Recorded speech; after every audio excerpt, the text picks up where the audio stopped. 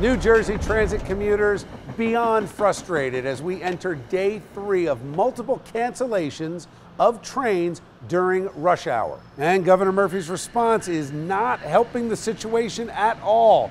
Here are just a couple tweets from the train riders today. If you don't have the equipment or staff to provide full service, stop charging us full price. Here's another one.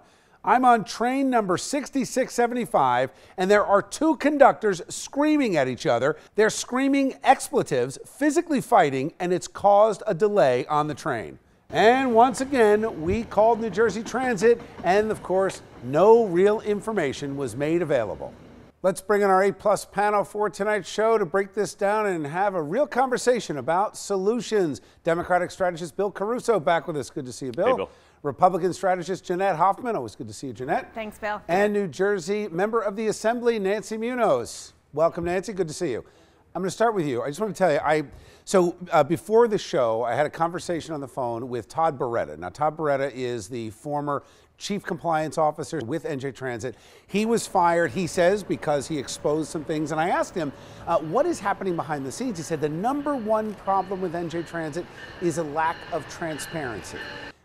What do you say? You're on the Budget Committee, you're involved with this in the Assembly. What do you say? But I agree that transparency is an issue, and I think we should have transparency across all of government. I mean, when you say transparency, you know, I think of simple things. The alerts, I had callers all morning on the radio show saying to me that I got an alert 2 hours after my train was canceled. Right. Well, that doesn't help anybody.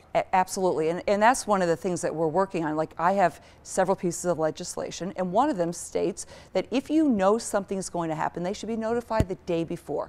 I mean, we have a responsibility to make sure our passengers are safe, and they should be notified that there's something going on, but they shouldn't be notified at the station.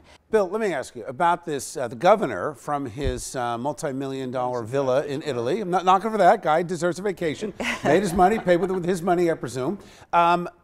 He sent out a Facebook post talking about all these positive things about NJ Transit amidst this whole uproar that we've had 3 days and 29 rush hour cancellations. Is he completely disconnected? Does this show us that he really doesn't know how to solve this problem? No, I don't think it does. I mean, listen, he is focused on a more optimistic side of this. And I will tell you, I think it is frustrating, I think, from a commuter standpoint, because they've been living with this nightmare for 8 years. I mean, New Jersey Transit used to be the model around the country and around the world, and in the last half a decade, it's turned into the mud.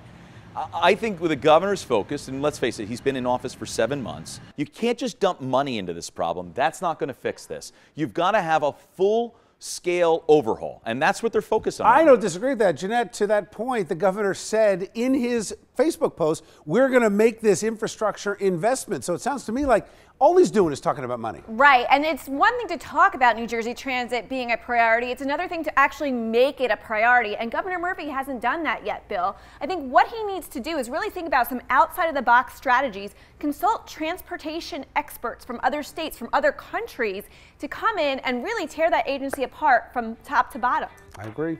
All right. Great. Thanks, guys.